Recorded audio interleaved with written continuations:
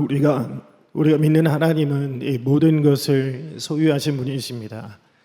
그런데 우리는 정작 모든 것을 소유하고 계시는 그 하나님을 모시고 살면서도 마치 아무것도 없는 빈곤한 사람처럼 사는 경우들이 참으로 많이 있는 것 같습니다.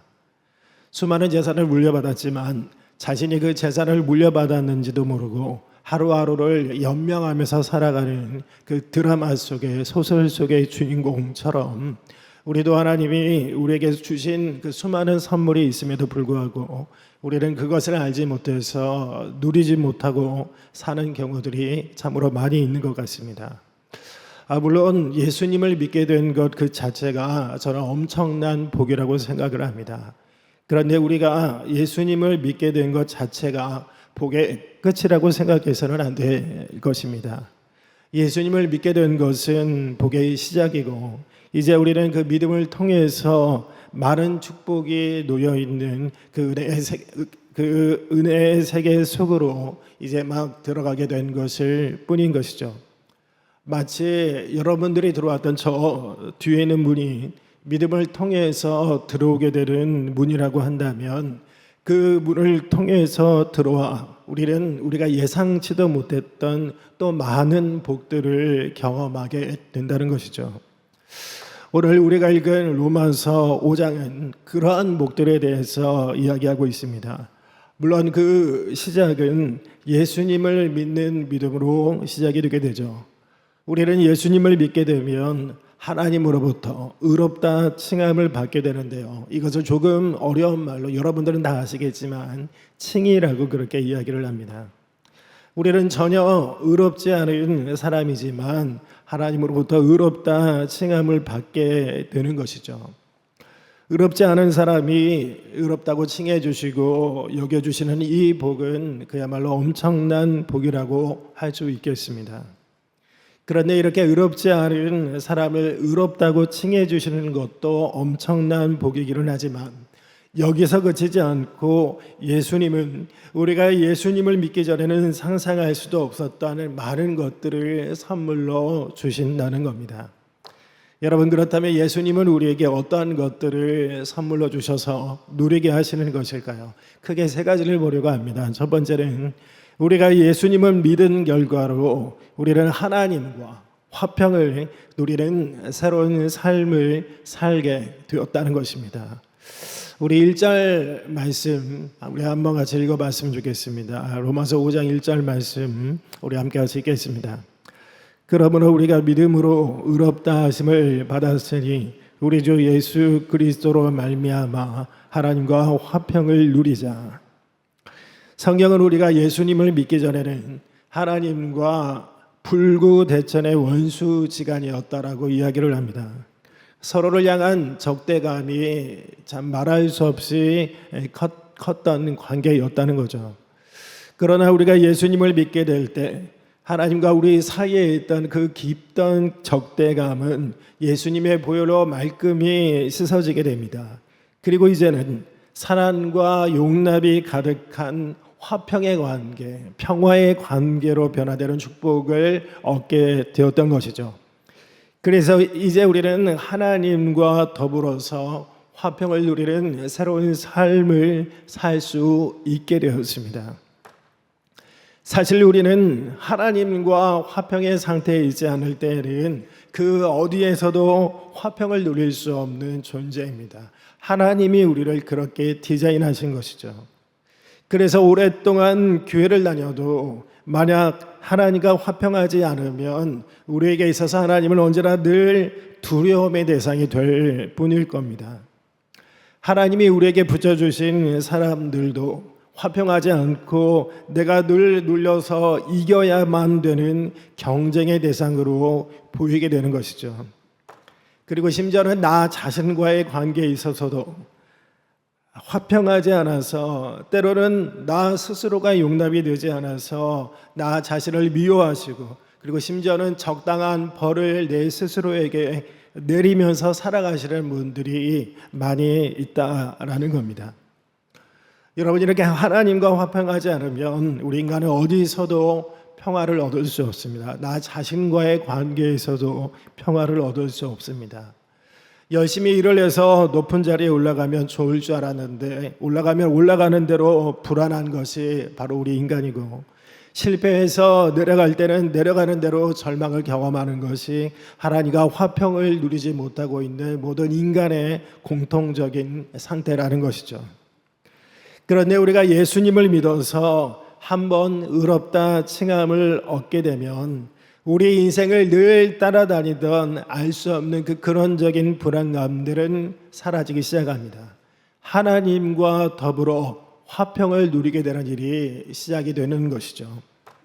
그럴 때 비로소 하나님은 이제 나에게 더 이상 두려운 존재가 아니라 사랑의 존재가 되어서, 설사 내가 죄를 짓고 실수를 할 때에도 하나님께 나아갈 수 있는 용기가 생기게 되는 겁니다. 왜냐하면 하나님과 우리 사이의 관계는 이제 더 이상 적대적인 관계가 아니라 화평의 관계가 되었기 때문이죠. 그리고 이러한 하나님과의 화평의 관계는 사람들과의 관계에도 영향을 끼쳐서 이제 더 이상 사람들은 내가 꼭 이겨야 되는 경쟁의 대상이 아니라 사랑의 대상이 되게 됩니다. 꼭 윷놀이를 하더라도 상대방을 이겨야지 직성이 풀리시는 분들이 많이 있죠. 제 딸이 그렇습니다. 항상 제가 이겨서는 게임이 끝나지 않고 제가 져야지만 끝나는데, 제가 집에서 그런 존재인 것 같습니다.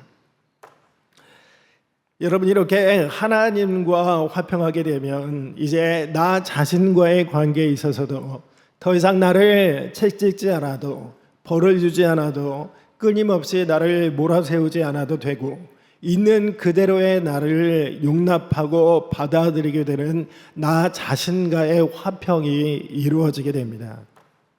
하나님이 나의 이 못난 부분까지도 사랑해 주시고 용납해 주셨다라는 사실을 깨닫고 알게 되니까 이제 나도 더 이상 나를 괴롭히지 않아도 되는 진정한 화평을 경험하게 된다는 겁니다.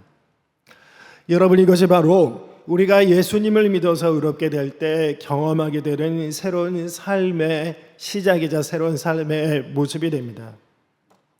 그래서 이제 우리에게 필요한 것이 있다면 하나님과 화평을 얻기 위해서 내가 무언가를 더 노력하는 것이 아니라 이미 내가 예수님 안에서 얻게 된 이 화평을 적극적으로 누리며 살아가는 일일 겁니다. 우리가 읽은 1절 말씀은 화평을 누리자라는 말로 마치게 되어 있습니다. 마치고 있습니다. 화평은 이미 예수님 안에서 우리에게 얻어진 것이고 이제는 이것을 우리가 누릴 차례라는 겁니다. 여러분, 우리는 이미 하나님과 법적으로 화평한 관계가 되었습니다만 많은 사람들은 여전히 하나님과 화평하게 된 이 상태를 누리지 못하고 있는 것 같습니다. 신앙의 연수가 아무리 오래되었다 하더라도 여전히 신앙생활을 할 때 벌 받을까 두려워하면서 신앙생활 하시는 분들이 있습니다. 있는 그대로의 나를 용납하지 못해서 스스로에게 적당한 벌을 내려주며 살아가고 여전히 하나님과 더불어 화평을 누리지 못하며 삶을 살아가고 있다는 겁니다. 여러분, 그렇기 때문에 우리는 예수님 안에서 이미 얻게 된 이 화평의 상태를 자꾸 누려서 익숙해지도록 해야 한다라는 겁니다. 여러분, 저는 2011년도에 목사가 됐습니다. 그러니까 한 14년 정도가 되었죠. 그런데 처음에는 목사가 되고 나서 목사라는 호칭이 닭살이 돋고 익숙하지 않았습니다. 그래서 처음에 누가 목사님하고 부르는데 제가 목사라는 사실을 모르고 주변에 어디 목사가 있는지 계속 둘러봤습니다. 그런데 지금은 목사가 된 지 14년 차가 되어서 이제 목사가 아니라 목수라고 불러도 쳐다보게 됩니다. 여러분, 우리는 하나님이 예수님 안에서 우리에게 주신 이 진리가 익숙해질도록 자꾸 누리는 연습을 하셔야 한다는 겁니다. 특히 내 연약함과 죄와 실수로 하나님이 나를 버리실 것에 대한 두려움이 고개를 들기 시작할 때 우리는 하나님과의 화평을 영원히 하기 위해서 예수님이 십자가에서 화목제물로 그 피를 흘려주셨다라는 사실을 자꾸 되새기고 기억하고 그 변치 않는 진리의 근거에서 하나님께 다시 나아가는 연습을 해야 한다는 겁니다. 언제까지 이러한 연습을 해야 될까요? 이러한 진리가 우리 영혼 깊숙이 충분히 누려질 때까지 우리는 연습을 하셔야 합니다. 여러분, 우리는 예수님을 믿어서 얻게 되어진 이 하나님과의 화평을 아는 것 정도가 아니라 이러한 진리가 우리의 존재 깊은 차원에서까지 누려질 수 있도록 해야 됩니다. 여러분들은 하나님과의 화평을 누리는 삶을 살되 여러분들의 아는 차원에서 머물지 않고 여러분들의 존재 깊은 차원에서까지 누리시는 그런 복된 분들이 되시기를 주님의 이름으로 축원합니다. 오늘 크게 두 번째는 예수님을 믿고 우리는 하나님이 계시는 그 은혜의 자리에 담대히 나아가는 삶을 얻게 되었다는 겁니다. 2절 말씀 우리 한번 같이 읽어보겠습니다. 2절 말씀입니다. 또한 그로 말미암아 우리가 믿음으로 서 있는 이 은혜에 들어감을 얻었으며 하나님의 영광을 바라고 즐거워하느니라. 아멘. 예전에 김영삼 대통령이 대통령이던 시절에 대통령은 자신을 보통 사람이다 라는 말을 많이 했습니다. 여러분들 기억하실 겁니다. 김영삼 대통령은 한 번은 전국에 있는 보통 사람들을 청와대에 초대를 해서 식사를 한 적이 있었습니다. 제가 이러한 사실을 잘 기억하는 이유는 저희 아버지가 그 보통 사람 중에 한 명으로 선발이 되어서 청와대에 들어가서 대통령과 함께 식사를 했기 때문입니다. 제 아버지는 자기가 왜 그때 전국에 있는 수많은 사람들 중에 보통 사람으로 선발되었는지 지금도 의아해하고 있습니다. 그런데 제가 볼 때 아버지는 외모가 보통이십니다. 배운 것도 보통이시고 키도 보통이고 심지어 짜장면도 보통만 드십니다. 그렇기 때문에 선발된 게 아닐까 하는 합리적인 의심을 하고 있습니다.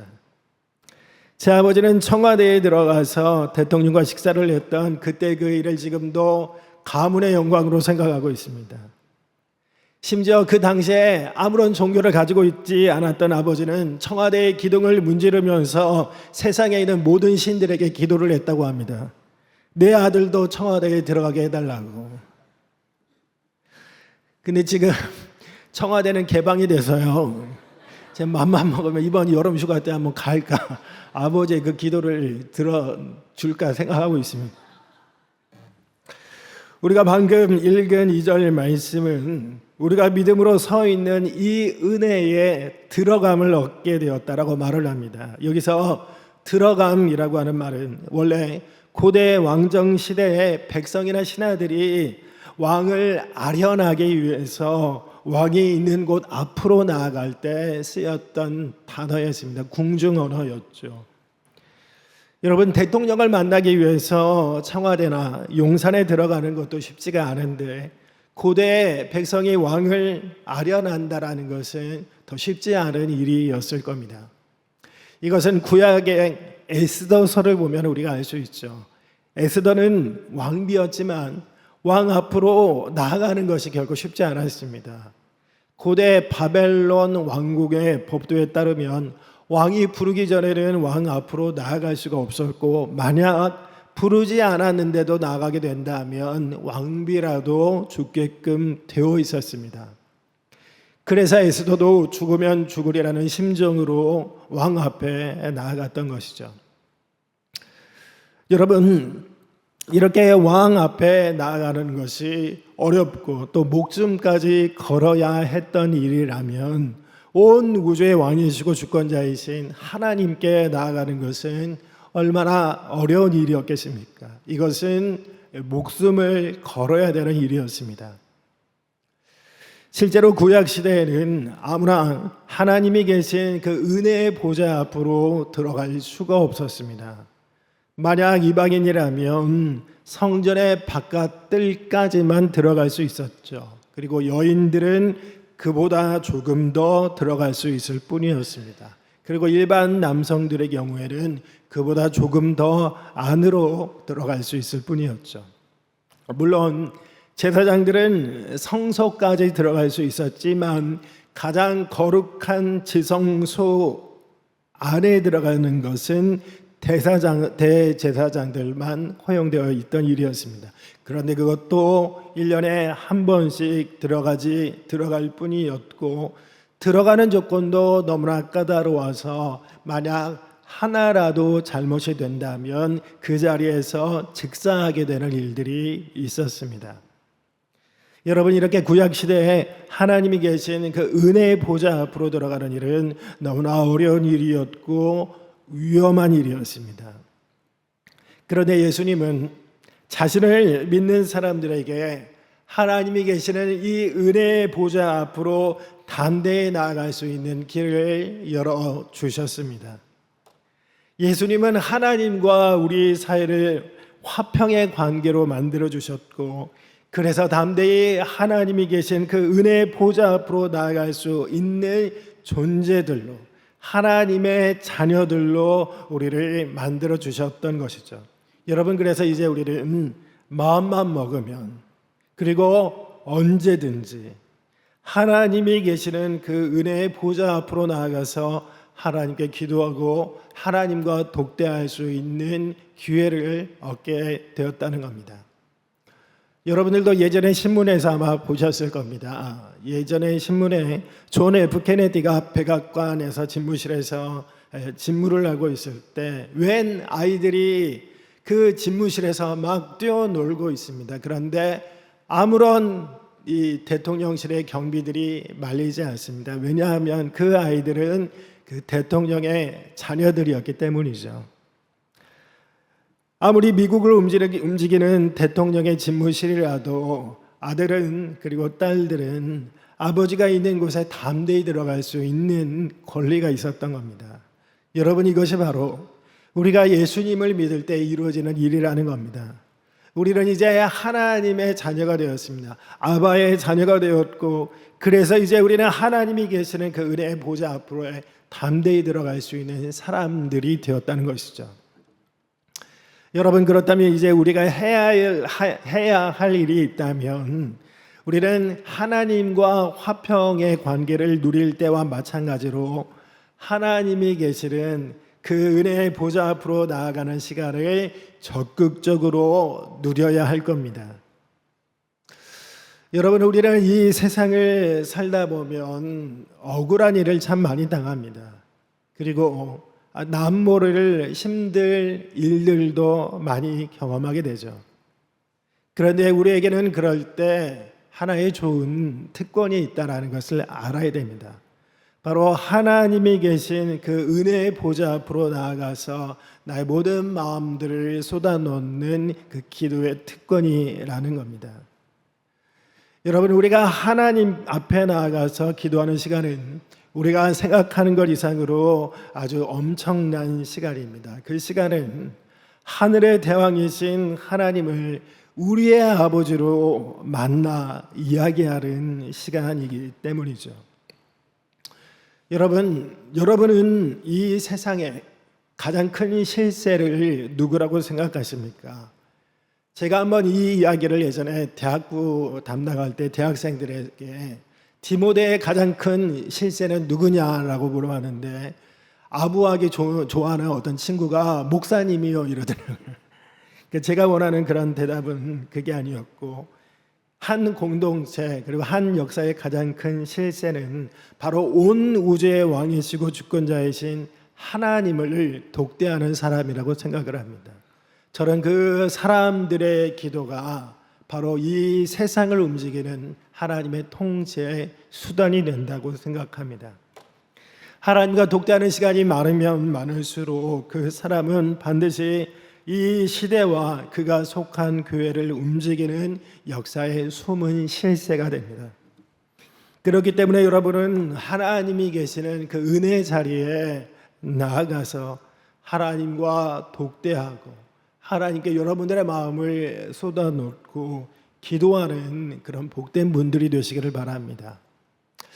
오늘 마지막 세 번째는 예수님을 믿고 우리는 하나님의 영광을 바라며 기뻐하는 삶을 살 수 있게 되었다는 겁니다. 우리 다시 한번 2절 말씀 우리 한번 읽어봤으면 좋겠습니다. 2절 말씀 우리 한번 읽어보겠습니다. 또한 그로 말미암아 우리가 믿음으로 서 있는 이 은혜에 들어감을 얻었으며 하나님의 영광을 바라고 즐거워하느니라. 아멘. 우리가 예수님을 믿게 된 것은 참 복된 것이지만 그렇다고 해서 우리가 현재 경험하게 되는 어려움들이 바로 사라지는 것은 아닙니다.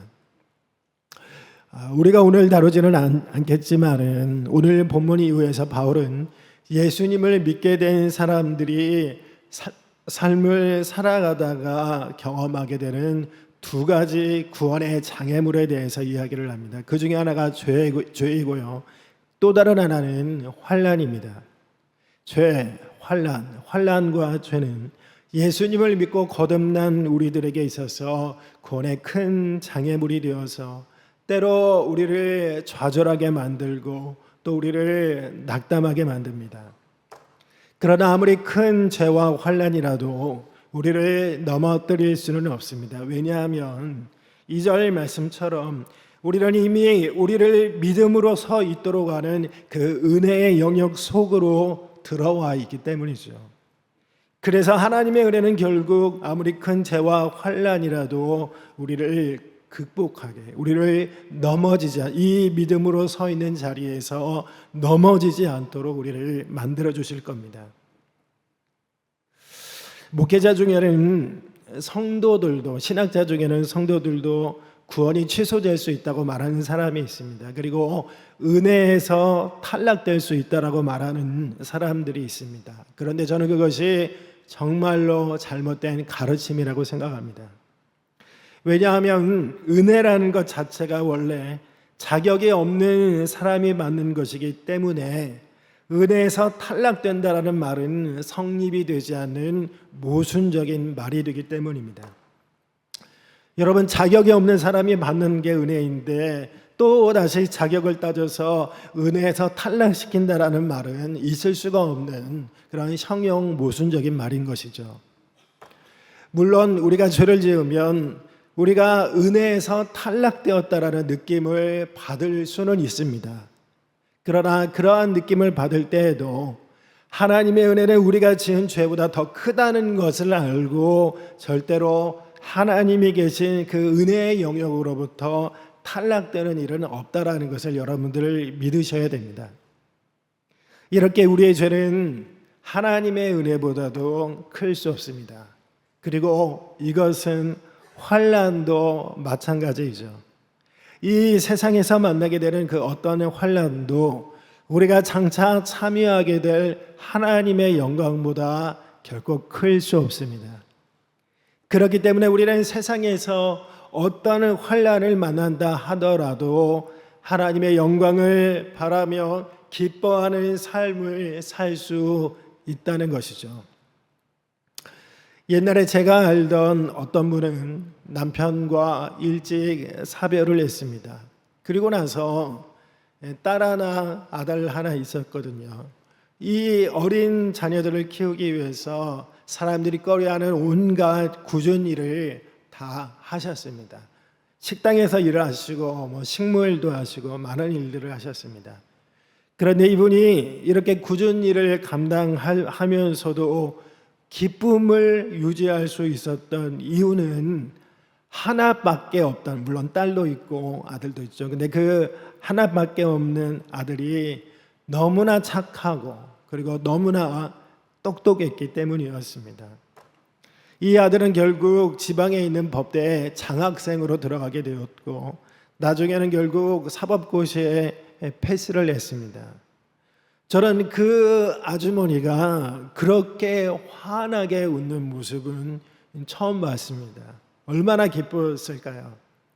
이러한 아들이 있었기 때문에 그분은 온갖 굳은 일을 감당하면서도 미래를 소망할 수 있었습니다. 현재의 고난 속에서도 기뻐하는 삶을 살 수 있었다는 말입니다. 여러분, 저는 군 생활을 할 때 힘이 들 때가 있어요. 물론 우리 남성분들 물어보면 자기 군대가 제일 힘들었다고 다 얘기하실 겁니다. 내 부대가 특수부대였다고 다들 이야기하실 겁니다. 군 생활을 하면서 힘이 들 때가 많이 있었지만 그것을 견딜 수 있었던 이유는, 그런 말이 아주 군대로 유명한 진리, 편치 않은 진리가 있습니다. 어떤 진리인가 하면, 다른 시계는 다 고장이 나도 국방부 시계는 고장이 나지 않는다는 진리가 있습니다. 무슨 뜻인지 모르시겠 결국 군 생활은 끝나게 되어 있다라는 그런 말이 있는 거죠. 국방부 시계가 고장이 났을까요? 고장이 안 났습니다. 그래 결국 전역도 했고 가끔씩 한번 무용담도 이야기할 수 있게 되었습니다. 여러분, 우리는 이 땅에 살면서 때로 예상치 못한 환난을 경험하게 됩니다. 그 환난 때문에 물론 우리는 성장하기도 하지만 사실 우리가 이 땅에서 경험하게 되는 성장은 생각보다 느릴 수 있습니다. 그래서 우리는 이 땅에서 그리스도인으로 사는 것이 너무 힘들게 느껴지게 되기도 하죠. 그런데 여러분, 우리가 이러한 과정을 겪으면서도 즐거워할 수 있는 이유는 우리가 하나님과 더불어 누리게 될 미래가 너무나 영광스럽고 확실하기 때문입니다. 어떠한 미래일까요? 완전한 영광이라고 하는 그 영화 상태에 이르게 될 우리의 최종적인 미래입니다. 여러분, 이렇게 확실하게 보장된 영광스러운 미래가 있기 때문에 우리들은 현재 고난 속에서도 기뻐할 수 있습니다. 그렇다면 이제 마지막으로 이러한 새로운 삶이 우리에게 주어졌다면 이제 우리는 어떻게 살아야 하겠습니까? 마찬가지로 이러한 삶을 적극적으로 누리셔야 되겠죠.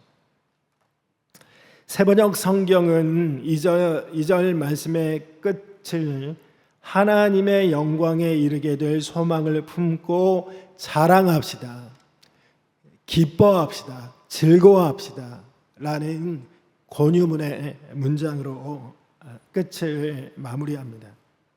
이러한 번역에 따르면 우리가 하나님의 영광을 바라보며 즐거워하고 기뻐하는 일은 수동적으로 해야 되는 일이 아니라 우리가 이제 적극적으로 해야 되는 일이라는 것이죠. 여러분, 우리는 하나님의 영광을 바라보며 기뻐해야 됩니다. 때로 우리들의 삶에서 경험하는 환난들이 우리들의 기쁨을 앗아가지만 우리는 그때에도 의지적으로 믿음의 눈을 들어 하나님의 영광을 바라보며 그 영광 속에 계시된 미래를 보며 기뻐할 수 있어야 한다는 겁니다.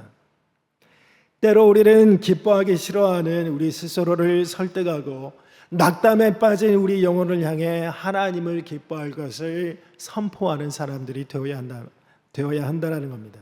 우리 예전에 불렀던 나 기뻐하리 그런 찬양처럼 내 스스로에게 하나님의 영광 속에 기뻐할 것을 다짐하고 결단하고 선포하는 사람들이 되어야 한다는 겁니다. 물론 한번 낙담에 빠지게 되면 나를 설득해낸다는 것이 좀처럼 쉽지가 않을 겁니다. 그런데 만약 우리가 믿음의 눈을 들어서 다시 하나님의 영광을 바라보며 기뻐하는 삶을 살기로 다짐하고 결단할 때 우리의 영혼은 하나님 안에서 점점점 그분이 주시는 기쁨으로 충만해지게 될 것입니다. 여러분, 우리 모두는 하나님을 기뻐하기로 다짐하셔야 합니다. 비록 우리가 인생에서 많은 것을 실패할 수 있지만 저는 우리 모든 성도님들은 하나님을 기뻐하는 것에 있어서만큼은 결코 실패하는 분들이 되어서는 안 된다고 생각합니다.